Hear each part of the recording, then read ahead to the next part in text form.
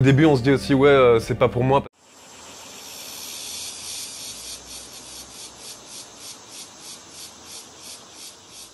Hello, je t'emmène à la rencontre de Morgan, ingénieur son et musicien, qui lui-même m'a fait rencontrer Eric, architecte et marin, ainsi qu'Harold, ancien marketeur devenu un entrepreneur durable. Du coup, impossible pour moi de faire une vidéo courte.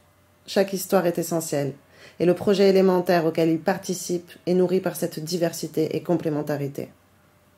À la fin de cette vidéo, tu connaîtras de nombreuses pistes pour la transition écologique à travers leurs histoires respectives. Je suis Camille d'Élémentaire et j'adore découvrir, de la fourche à la fourchette, des hommes et des femmes, extra et ordinaires, qui œuvrent au quotidien et qui m'inspirent. Ah oui, et comme la culture locale est aussi importante que l'agriculture, j'ai demandé à Morgan de choisir un groupe de musique qu'il avait envie de nous faire découvrir. Et moi, pour vous partager ma passion, je suis allée le voir à 20 minutes en train de Bruxelles, à Rode-Saint-Genèse en Belgique, à la ferme de Lance-Rode. If I was your love, I could never live. If I was your love, I could never breathe. Ooh, ooh. If I was your love, I could never live. If I was your love, I could never breathe.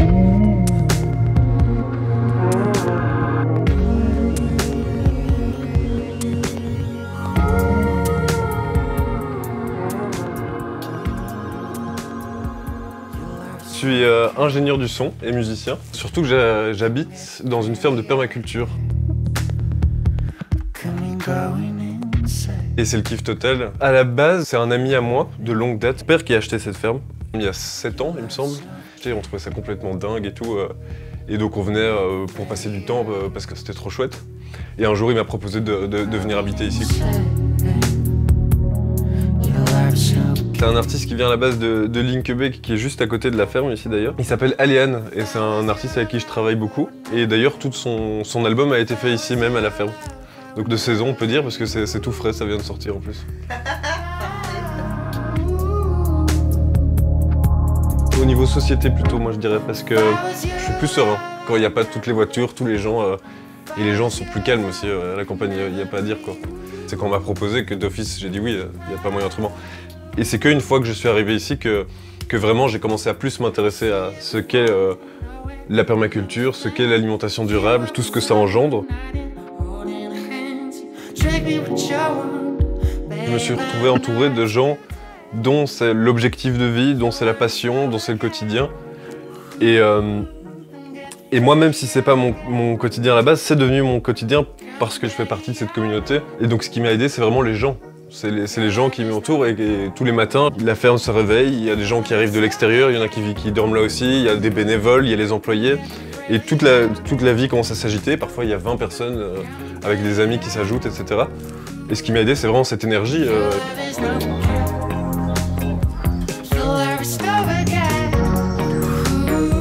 Eric Van Kempenhout qui a acheté cette ferme et qui a permis tout ça et lui parlera du projet beaucoup mieux que moi parce que finalement moi je suis qu'un intervenant mais pas un pilier du projet.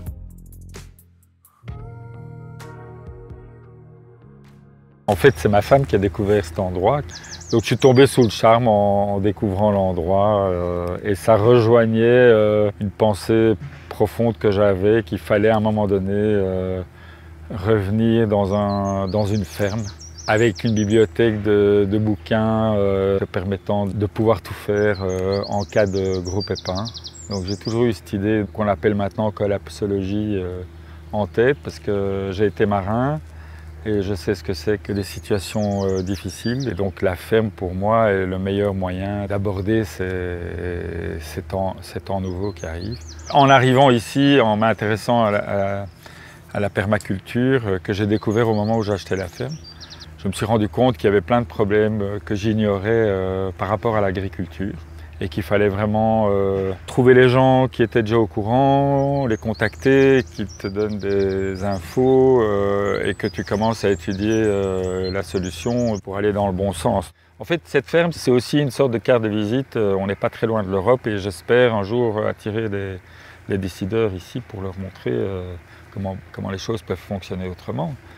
C'est pas pour rien que la beauté se trouve du côté de la nature. Tout est réuni pour t'accompagner dans ton effort, qui est finalement même presque pas un effort, qui est une sorte d'enchantement et qui te fait avancer, qui te fait bouffer tes journées à pleines dents tous les jours.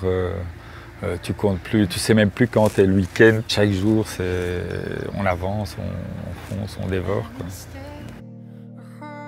Le projet que j'ai imaginé a emballé des amis qui ne connaissaient rien non plus à la culture, aux légumes, au potager, mais qui étaient enthousiastes. Et petit à petit, on est devenu toute une bande, avec même une scientifique qui s'est collée aussi au projet, pour vraiment explorer la manière de produire de la nourriture en régénérant le sol et on espère aussi le climat. En fait, c'est comme des poupées russes. Plus on explore le système autorégulant de la nature, plus on découvre que tout est incroyablement bien établi et qu'il faut simplement, il ne faut pas faire grand-chose pour faire revivre ça. Je suis complètement relancé et régénéré par cette activité et c'est passionnant, quoi. On n'a pas de doute sur la direction qu'on a prise. C'est tellement évident, c'est-à-dire les choses apparaissent tellement évidentes. Je sais où je vais, je garde le cap et je rassure les autres en leur disant mais non, la direction elle est très claire, c'est absolument ça qu'il faut faire. Ce qui est à 180 degrés de ce qui se fait encore aujourd'hui. Donc, mais j'ai très confiance dans la nouvelle génération. Tous les jeunes sont vraiment intéressés par ça. Ils se fichent des discours des politiques, ils n'hésitent plus, quoi. Mais on n'a plus beaucoup de temps, il faut y aller. En fait, tout se met très naturellement et ça devient vraiment un rythme de vie qui se suit assez logiquement. Et j'ai arrêté de consommer de la viande il y a bientôt 2 ans. Et j'ai jamais eu l'impression de me priver de quoi que ce soit en mangeant du bio ou en arrêtant de manger de la viande. En arrêtant de manger de la viande peut-être un peu au début, évidemment. Dans l'habitude, au resto avec les amis prennent un steak, machin, on se dit oh, ça sent bon. C'est juste en fait le changement qui est un peu inconfortable à chaque fois. Mais c'est jamais une privation parce qu'on se rend compte qu'après on vit tout aussi bien. J'ai commencé à m'intéresser vraiment à l'alimentation avec la viande parce que c'était tous les produits chimiques qu'on retrouve dans la viande qu'on trouve dans les grandes surfaces, c'est de la mauvaise qualité, enfin tout ce que les gens disent parce que finalement j'en connaissais pas plus que tout ce qu'on nous dit. Il y a vraiment de la merde dans certains trucs qu'on mange et qu'on nous donne, donc c'est vraiment en arrivant ici aussi que j'ai découvert qu'en vrai légumes ça n'avait pas du tout la même gueule que ceux qu'on peut trouver dans les commerces, quoi. Et pour cuisiner c'est beaucoup mieux. Et alors il faut au début, on se dit aussi, ouais, c'est pas pour moi parce que le bio c'est plus cher, oui, mais déjà, si on diminue ses consommations de viande, de poisson, etc., eh ben déjà c'est moins cher et on retrouve autant de bonnes choses dans les légumes. C'est le bien-être et le bien-être tant corporel que mental, c'est une manière de vivre, c'est des valeurs qu'on retrouve avec certaines personnes et donc moi ça me rend plus heureux de manger mieux mais de participer à cette alimentation durable. Je transforme les produits, j'adore cuisiner pour tous les gens qui sont ici et comme ça me permet de manger avec eux aussi parce que je pourrais manger tout seul dans mon coin mais ça m'intéresse pas, moi je veux vivre des activités sociales avec ces gens. Et donc pour moi c'est vraiment le bien-être et de partager, le levier pour l'alimentation. Donc et c'est un tout, donc ça rend plus sain son corps bien sûr, mais ça rend plus sain sa tête aussi, je pense, d'avoir ces valeurs-là. Ça a vraiment changé ma vie, je pense, à beaucoup de niveaux. Ça me met dans un univers beaucoup plus épanouissant, mais aussi tous les gens avec qui je travaille, qui viennent ici, eh ben, ils sont un peu en pause comme ça sur leur vie à chaque fois, parce qu'ils ont un moment de concentration et de déconnexion sur la ville, où on peut se consacrer à la musique et quand on fait une pause, on se retrouve en pleine nature avec les animaux et tout, c'est vraiment génial. C'est quelque chose de très communicatif, le bonheur finalement. Cette communauté, au début on y va un peu à tâtons, on découvre tout un groupe de personnes qui viennent de milieux complètement différents pour la plupart. Tout ce monde qui se retrouve avec un objectif commun et ça crée des liens assez forts parce que tout le monde se remet à zéro entre guillemets et tout le monde se retrouve sur un terrain d'entente, sur une ligne conductrice et ça fait des amitiés assez fortes. Je m'entends vraiment bien avec tout le monde et on va aller voir Harold d'ailleurs qui doit être en train de travailler la terre d'arrache-pied. pense pour moi la plus belle réussite, c'est d'avoir pu travailler ici à la ferme et rencontrer tous ces gens. C'est plus que des collègues, c'est une amitié qui se crée, c'est une ambiance au jour le jour. On a des sujets de conversation plus qu'intéressants et c'est un peu pour ça qu'on a envie d'évoluer ensemble. Je viens vraiment ici comme si c'était ma grande plaine de jeu, apprendre sur les tomates, apprendre la création de jardin, etc. Donc c'est vraiment ça pour moi, la réussite.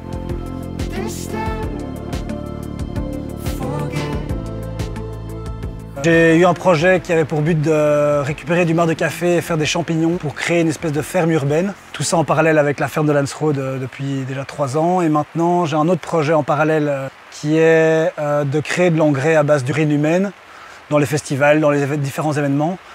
Et on la transforme, on la filtre et on en crée de l'engrais pour l'épandage agricole. Ça s'appelle P-Cycle. En fait, on est basé à Bruxelles. C'est toujours un peu dans l'idée de créer un projet dans cette espèce de mouvement en transition. J'avais fait du marketing à la base, qui est en fait pas du tout le domaine dans lequel j'ai envie de travailler. Au fur et à mesure des années, je me suis rendu compte de ça et donc je suis venu toquer à la porte ici, à la ferme. Évidemment, on prend un peu tous toutes les casquettes, mais bon, je peux être très bien dans la serre, à la cuisine ou aider pour les ruches, etc. Donc j'ai été faire 2-3 stages dans différentes fermes pour au final atterrir ici. Parce que évidemment la ferme ici est assez proche de Bruxelles, elle fait pas mal de bruit depuis un petit temps et donc du coup je me suis dit que j'allais toquer à la porte de la ferme de Landsrode et voilà où j'en suis. Dans la permaculture, il y a tout. Il y a du maraîchage, il y a l'apiculture, il y a les champignons, il y a la cuisine, la transformation des aliments. C'est une façon de penser. C'est surtout pour ça, en fait.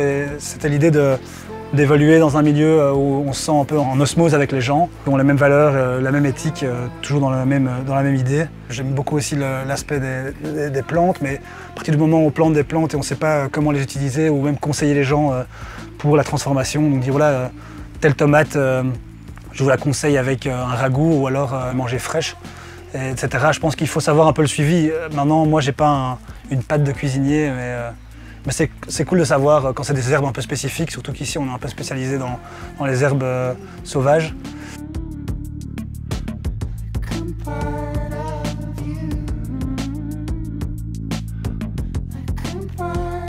Moi je suis pas du tout un grand cuisinier à la base, mais j'aime bien cuisiner pour les gens. J'en reviens à cette communauté toujours. Je prendrai jamais le temps de me cuisiner tous les jours quelque chose pour mon plaisir personnel. J'aurais pas l'énergie de le faire. Mais par contre quand il faut nourrir 5, 10, parfois 15 personnes, j'ai envie de leur faire plaisir, j'ai envie de leur redonner de l'énergie parce qu'ils ont travaillé toute la journée dehors, etc. Et je vais très volontiers être dans la cuisine, je vais faire le tour de la ferme pour voir quels produits je peux prendre, etc. Ça m'est vraiment venu comme un hobby en fait. Donc je me promène et je fais des confitures. C'est la période des framboises, des groseilles, donc là on est beaucoup dans les confitures et les sirops. Quand on utilise des bons produits et qu'on goûte ce qu'on fait, on peut pas trop se tromper. C'est assez bon d'habitude. Parfois on fait des erreurs et on apprend de ses erreurs évidemment. Mais... J'ai envie de dire, à nous de jouer, non ?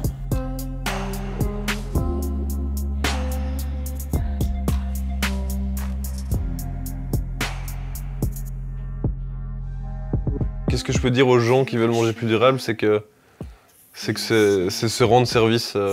Ça apporte beaucoup de choses autres que simplement l'alimentation et ceux qui travaillent leur ligne ou leur santé ou leur... Il y a vraiment autre chose parce qu'on arrive dans un engrenage où il y a tout un état d'esprit. Ça renforce les liens humains et faire des petits choix comme ça ouvre les portes à plein de choses. Et ça commence par la nature et la nature c'est ce qu'on mange aussi. Il faut faire le pas et que c'est vraiment du moment. Il ne faut pas avoir peur de casser un peu les codes ou de ses parents ou de l'éducation qu'on a reçue. La preuve aujourd'hui, c'est qu'il y a moyen d'en vivre. J'ai une vie tout à fait normale, j'ai un appartement, une copine, je pars en vacances. Si je peux faire passer un message, c'est de se lancer dans ce genre de domaine si ça intéresse les gens.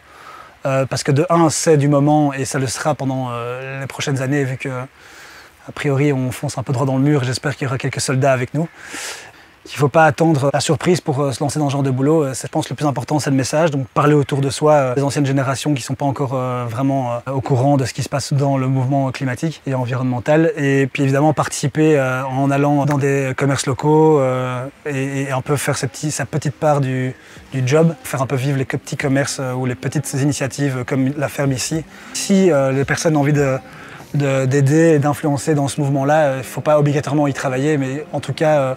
Le soutenir, c'est déjà un grand pas, quoi. En fait, un truc qui me revient très souvent en me levant, c'est allez, on n'a il nous reste plus beaucoup de temps. Faut y aller, quoi. On peut plus traîner, on peut plus attendre. Ça, c'est le truc qui me motive tous les jours.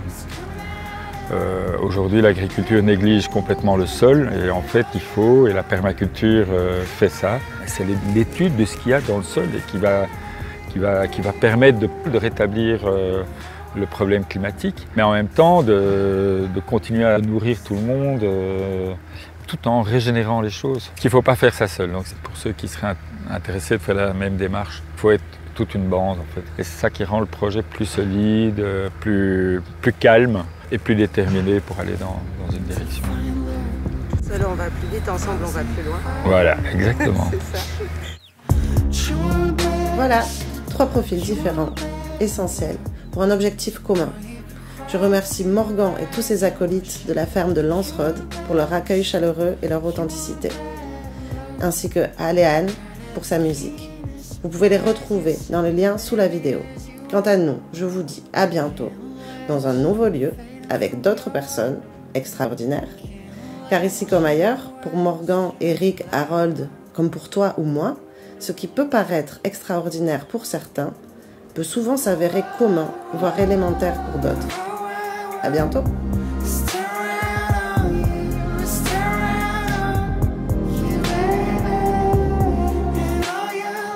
Tu vas aller où? Zoé, tu vas aller où?